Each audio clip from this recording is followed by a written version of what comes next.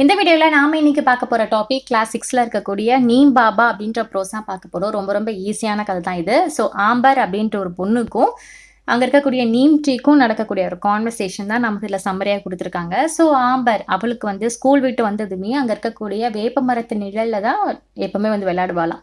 So அதே மாதிரி தான் ஸ்கூல் விட்டு ரிட்டர்ன் ஆனதும் அந்த வேப்ப மரத்து நிழலுக்கு போய் விளையாண்டுட்டு இருக்கா. ஸோ அப்போ உட்காந்துட்டு இருக்கலாம். ஸோ உட்காந்துருக்கும் போது இவளுக்கு யாரோ ரொம்ப அமைதியாக அதை முணுமுணுத்து பேசுவாங்க தெரியுமா, அந்த மாதிரி ஒரு சத்தம் கேட்குது. இவ வந்து உன்னிப்பாக பார்த்தா அந்த இருக்கக்கூடிய அந்த நீம் ட்ரீ வந்து இவகிட்ட பேசுகிற மாதிரி இருக்குது. ஸோ இவளும் வந்து மரத்துக்கிட்ட வந்து பேச ஆரம்பிக்கிறேன். ஸோ இப்போ வந்து இவங்க நடக்கிற 2 பேருக்குள்ள கான்வர்சேஷன் பார்ப்போம். நம்மளோட ஆம்பர் அவ சொல்கிறா நமஸ்தே நமஸ்தே அப்படின்னா வணக்கம் அர்த்தம். ஸோ என்னோட பேர் ஆம்பர், நான் வந்து உன் கூட வந்து பேச வந்து ஆசைப்படுறேன் அப்படின்னு அந்த மரத்தை பற்றி சொல்கிறேன். உடனே நம்மளோட நீம் பாபா, ஓகே, அந்த மரத்தோட பேர் வந்து நீம் பாபா அப்படிங்கிறது, ஏன்னா ரொம்ப வயசான மரமா அது. ஸோ பாபா அப்படின்னு சொல்கிறாங்க. ஸோ நீம் பாபா என்ன சொல்கிறாங்க, கண்டிப்பாக நீ என் கூட பேசலாம், எனக்கு வந்து உன்னை நல்லா தெரியும், நீ சின்ன குழந்தையிலேருந்தே என்னோட மரத்தடி நிழலில் தான் விளையாண்டுட்டு இருப்ப அப்படின்ட்டுன்னு. ஸோ என்னை வந்து நீம் பாபா நீ வந்து கூப்பிடலாம் அப்படின்ற மாதிரி சொல்கிறாரு. ஸோ நம்மளோட ஆம்பர் என்ன சொல்கிறா, நான் உங்களோட நீம் ட்ரீயை பார்த்து உங்களை வந்து நான் நிறைய இடத்துல பார்த்துருக்கேன் அப்படின்னா, அந்த வேப்ப மரம் அப்படிங்கிறது நிறைய இடத்துல வந்து இருக்கு இல்லையா. ஸோ இது மாதிரி நிறைய இடங்கள்ல பார்த்துருக்கேன். உங்களை பற்றி நீங்கள் ஏதாவது சொல்லுங்களேன், உங்கள்கிட்ட இருக்கக்கூடிய நல்ல குணங்கள் ஏதாவது சொல்லுங்களேன் அப்படின்ற மாதிரி சொல்கிறோம். அதுக்கு நம்ம நீம் பாபா என்ன சொல்கிறாங்க அப்படின்னா, நான் ரொம்ப வயசானவன், நான் வந்து மில்லியன் ஆஃப் இயர்ஸ் முன்னாடியே நான் வந்து இந்த உலகத்தில் வந்து வந்துட்டேன். அதுவும் நார்த் இந்தியாவில் தான் அண்ட் மியான்மர் இந்த இடத்துல தான் வந்து ஃபஸ்ட்டு வந்தேன். அதுக்கப்புறம் என்னோட ஃபேமிலி வந்து எல்லா இடத்துலையும் ஸ்ப்ரெட் ஆக ஆரம்பிச்சிட்டோம் இந்தியாவில் ஃபுல்லாக அப்படின்னு சொல்கிறாங்க. உன்னை ஆம்பர் சொல்றா, ஓ அவுட் சைட் இந்தியா கூட நீங்க ஸ்ப்ரெட் ஆயிருக்கீங்களா, நீம் ட்ரீயை வந்து எங்கெல்லாம் வேற எந்தெந்த இடத்துலலாம் இருக்கும் அப்படின்ற மாதிரி கேட்குறாங்க. உடனே நம்மளோட நீம் பாபா என்ன சொல்கிறாங்க அப்படின்னா, என்னோட ஃபேமிலி வந்து நிறைய இடங்களில் வந்து காணப்படும். ஏஷியாவில் பார்க்க முடியும், ஆஃப்ரிக்கன் கண்ட்ரீஸில் எங்களை பார்க்க முடியும், அண்ட் சில பார்ட்ஸ் ஆஃப் அமெரிக்காவில் கூட எங்களை நீங்கள் வந்து பார்க்கலாம் அப்படின்னு சொல்கிறாங்க. உடனே நம்மளோட ஆம்பர் கேட்குறாங்க, உங்களுக்கு என்ன மாதிரி பேர்லாம் இருக்குது, இந்த பேர் உங்களுக்கு வந்து நீம் அப்படின்ட்டு எப்படி வந்துச்சு அப்படின்ற மாதிரி வந்து கேள்வி கேட்குறா. உனக்கு நான் நீம் பாபா என்ன சொல்கிறாருன்னா, என்னோட பேர் வந்தது வந்து ஒரு இன்ட்ரெஸ்டிங்கான ஒரு ஸ்டோரி. நான் வந்து பிறந்த இடம் அப்படிங்கிறது இந்தியா தான். ஸோ நம்ம நீம் ட்ரீ வந்து முதல்ல இந்தியாவில் தான் வந்து இதாச்சு, சரியா. ஸோ இந்தியா தான். ஆனால் எனக்கு சான்ஸ்கிரிட்டில் வந்து என்னோட பேரை வந்து ஹர்ஷிதா அப்படின்னு வைக்கிறாங்க. ஹர்ஷிதா அப்படின்னா என்னென்னா ஒன் ஹூ கியூர் டிசீஸ், ஒரு நோயை வந்து குணப்படுத்துகிற ஒன்று அப்படின்னு அர்த்தம். அது மட்டும் இல்லாமல் எனக்கு வந்து நிம்பா, நிம்பகா அந்த மாதிரிலாம் வந்து கூப்பிடுவாங்க. அண்ட் இரேனியன்ஸ் தான் வந்து என்னை வந்து நீம் அப்படின்ற மாதிரி வந்து கூப்பிட வந்து ஸ்டார்ட் பண்ணாங்க. ஹிந்தியில் வந்து என்னோட பேர் வந்து நிம் அப்படிங்கிறது. இந்தியாவில் நிறைய வேறு வேறு இடத்துல இருக்கோம் இல்லையா. ஸோ ஊருக்கு ஏற்ற மாதிரி என்னை வந்து நிம், லீம்பா, நிமோரி, நிம்பா, மூட், நிம்பி, நிம்மு இந்த மாதிரிலாம் என்னை கூப்பிடுவாங்க அப்படின்ற மாதிரி சொல்கிறாங்க. அண்ட் சயின்டிஸ்ட் கூட என்னை வந்து பிட்டர் கிரேஸ் ஆஃப் காட் அப்படின்னு சொல்லுவாங்க, நேச்சர் கிஃப்ட் டு மேன் அப்படின்னு சொல்லுவாங்க, கிளீனஸ்ட் பார்ட்டிங் ட்ரீ அப்படின்னு சொல்லுவாங்க, மேஜிக்கல் ட்ரீ இந்த மாதிரிலாம் வந்து சொல்கிறாங்க. அப்புறம் என்னன்னு சொல்கிறாங்கன்னா, இந்த tree of 12th century, 12th செஞ்சுரிலேருந்து வந்ததுனால ட்ரீ ஆஃப் 12th செஞ்சுரி இந்த மாதிரி நிறைய பேர்களை வச்சு எனக்கு கூப்பிடுவாங்க அப்படின்னு சொல்கிறான். நம்ம நீம் ட்ரீ வந்து ஆம்பர்கிட்ட வந்து சொல்லிட்டு இருக்காங்க. அதுக்கூடவே நம்ம ஆம்பர் சொல்கிறாங்க, எனக்கு நல்லா தெரியும் பீப்புள் வந்து அவங்களோட வந்து டீத்தை வந்து க்ளீன் பண்ணணும் அப்படின்னா உங்ககிட்ட இருக்கக்கூடிய அந்த சின்ன ட்விங்ஸ் அப்படின்னா சின்ன கிளை அப்படின்னு அர்த்தம், சரியா. ஸோ அதை வச்சு வந்து பல் வளர்க்குவாங்க. அண்ட் உங்களோட அந்த லீவ்ஸ் எல்லாமே வந்து கிளாத்தை ப்ரொடெக்ட் பண்ணுறதுக்கு வந்து யூஸ் பண்ணிப்பாங்க.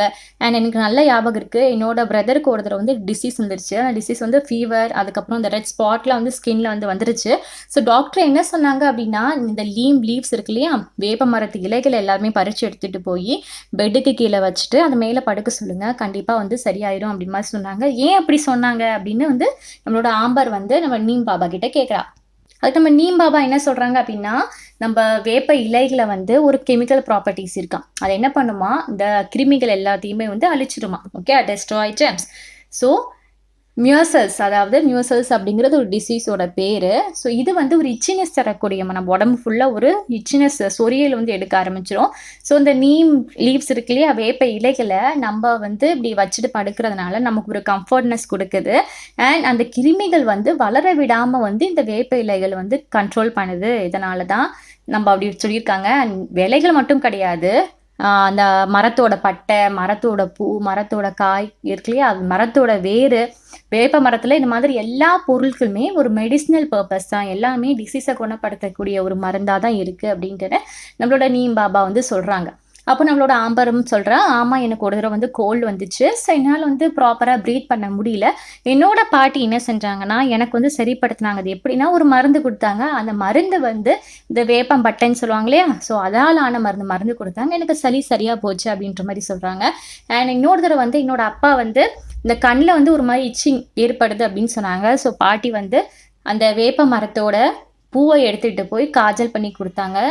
அந்த காய்ச்சல வந்து எங்க அப்பா போட்ட சில நாள்ல அந்த இச்சிங்கும் வந்து சரியாயிடுச்சு அப்படின்னு சொல்றாங்க. உடனே சொன்னதுமே நம்மளோட நீம் பாபா என்ன சொல்றாங்கன்னா, ஆமா உங்க பாட்டி செஞ்சதெல்லாம் கரெக்ட் தான். அண்ட் இன்னொரு விஷயம் என்ன அப்படின்னா, இந்த மாதிரி ரெமெடிஸ் எல்லாமே நம்ம எடுத்ததுமே வந்து பண்ணக்கூடாது. நல்லா அந்த பெர்சன்ஸ்லாம் எக்ஸ்பீரியன்ஸ் ஆகி யூஸ் பண்ணியிருப்பாங்க இல்லையா? ஸோ இந்த பெர்சன் எடுத்து குடுத்தா மட்டும் தான் நம்ம வந்து பண்ணணும். இதுக்கு ப்ராப்பர் ப்ரொசீஜர்லாம் கூட இருக்கு. இந்த மாதிரி எல்லாருமேலாம் எடுத்து பண்ணிடக்கூடாது அப்படின்னு மாதிரி சொல்றாங்க. ஒரு அட்வைஸ் ஒண்ணு வந்து பண்றாங்க. உடனே நம்மளோட ஆம்பர் கேட்குறா, சரி இது எங்களுக்கு மட்டும் தான் யூஸ் ஆகுதா? இல்லைன்னா ஃபார்மர்ஸ்க்குமே இது ஏதாவது யூஸ் இருக்கா? வேப்ப மரத்தினால, வேப்ப மரம் சார்ந்த பொருட்களால ஃபார்மர்ஸ்க்கு, விவசாயிக்கு ஏதாவது யூஸ் இருக்கா? அப்படின்னு கேட்குறா. உடனே நீம் பாபா சொல்றாங்க, கண்டிப்பா ஆமா. அந்த வேப்ப மரத்து சீட்ஸ் எல்லாம் இருக்கு இல்லையா? விதைகள். அது எல்லாமே எடுத்துட்டு போய் வாட்டரோட நல்லா மிக்ஸ் பண்ணிட்டு ஸ்ப்ரே பண்ணி விடணுமா. ட்ரீஸு, பிளான்ட்ஸ்லாம் ப்ரே பண்ணி விட்டுட்டோம் அப்படின்னா, அந்த சின்ன சின்ன பறக்கிற பூச்சி எல்லாம் இருக்கு இல்லையா? அது வந்து கிராப்ஸ் எல்லாமே டேமேஜ் பண்ணும். ஸோ இந்த மாதிரி அந்த பறக்கிற பூச்சிகளை, கிராப்ஸை வந்து டேமேஜ் பண்ணக்கூடிய பூச்சிங்களை வந்து கொல்றதுக்கு அது ரொம்பவே யூஸ்ஃபுல்லாக இருக்கும். ஏன்னா அதில் ஒரு கசப்பு சுவை இருக்கும். கசப்பு சுவை பூச்சிகளுக்கு பறக்காது, பக்கத்தில் வந்து வராது. அந்த ஸ்மெல் காரணமாக வராது. ஸோ கிராப்ஸும் வளர்றதுக்கு நல்லா யூஸ் ஆகும். இதை வந்து ரைஸ் ஃபீல்டில் மேலே வந்து தெளித்தோம் அப்படின்னா, அங்கே வளரக்கூடிய மஸ்கிட்டோஸ்லாம் வந்து செத்து போயிடும். மஸ்கிட்டோஸ் எல்லாமே தண்ணி தேங்கி நிற்கும் இல்லையா? ஸோ அங்கெல்லாம் தெளித்தோம் அப்படின்னா மஸ்கிட்டோஸ் வந்து வளராது. ஸோ க்ராப்போட ஈல்டும் நல்லா கிடைக்கும் அப்படின்னு சொல்கிறாங்க. நம்ம ஆம்பர் வந்து சொல்கிறாங்க, அப்போது நம்ம இந்த நீம் சீட்ஸை வந்து பவுடர் பண்ணி அதை வந்து தேங்கி இருக்கிற வாட்டர் வீட்டு பக்கத்துலலாம் இருக்கல தெளிச்சா மஸ்கிட்டோ வந்து அப்போ ப்ரீட் ஆகாதில்ல. மஸ்கிட்டோஸ் வந்து முட்டை போட்டு குஞ்சு பொறிச்சு அது வந்து வளராதில்ல அப்படின்னு சொல்கிறாங்க. ஸோ மஸ்கிட்டோ மூலிக்க இவ்வளோ ஒரு காஸ்ட் எஃபெக்டிவான செலவு, ரொம்ப கம்மியான ஒரு செலவே இல்லை அப்படி பார்த்தா இல்லையா? அந்த வேப்பங்கொட்டையை அரைச்சி பண்ணுறதுக்கு செலவு இருக்காது இல்லையா? ஸோ இது மாதிரி ரொம்ப ஈஸியான வழி இருக்கே அப்படின்ற மாதிரி சொல்லிட்டு இருக்கா. நம்ம நீம் பாபா என்ன சொல்கிறாங்க அப்படின்னா, இது மட்டும் கிடையாது, நம்ம நீம் ஆயில் இருக்கு இல்லையா? வேப்ப மரத்துலேருந்து எடுக்கக்கூடிய அந்த ஆயில். ஸோ அதுவுமே வந்து நிறைய சோப் தயாரிக்க, டூத் பேஸ்ட்லாம் தயாரிக்க யூஸ் பண்ணிட்டு இருக்காங்க. அண்ட் நிறைய பேர் வந்து இந்த நீம் மரத்தில் வந்து ஃபர்னிச்சர்ஸ் எல்லாமே வந்து பண்ணுவாங்களாம். எப்படி பண்ணுறதுனால அங்கே இருக்கக்கூடிய அந்த டெர்மிக்ஸ்லாம் இருக்கு இல்லையா? அந்த கரையான்லாம் வந்து அந்த மரத்தை வந்து பர்டிகுலர் மரத்தை அரிக்காது. ஏன்னா அது வந்து கசப்பு சுவை வாய்ந்தது. அதனால நிறைய பேர் ஃபர்னிச்சர்லாம் வந்து பண்ணுவாங்க. ஸோ நீம் அப்படிங்கிறது நம்மள ஏரை வந்து காற்றை பியூரிஃபை பண்ணக்கூடிய ஒரு பொருளாகவும் இருக்குது அப்படின்ட்டு பேசி முடிக்கிறேன். ஸோ எங்களோட கான்வர்சேஷன் நீம் பாபா அண்ட் ஆம்பரோட கான்வர்சேஷன் முடியுது. ஸோ ஒன்றும் கிடையாது, அந்த நீமோட ஹெல்த் பெனிஃபிட்டு, அதனால என்ன பயன்கள் எல்லாமே வந்து நம்ம மரமே வந்து பேசின மாதிரி தான் இந்த கதை வந்து இருக்கும். ரொம்ப ஈஸியான கதை தான். ஸோ நம்ம நெக்ஸ்ட்டு கதையில் நம்ம பார்ப்போம். தேங்க்யூ.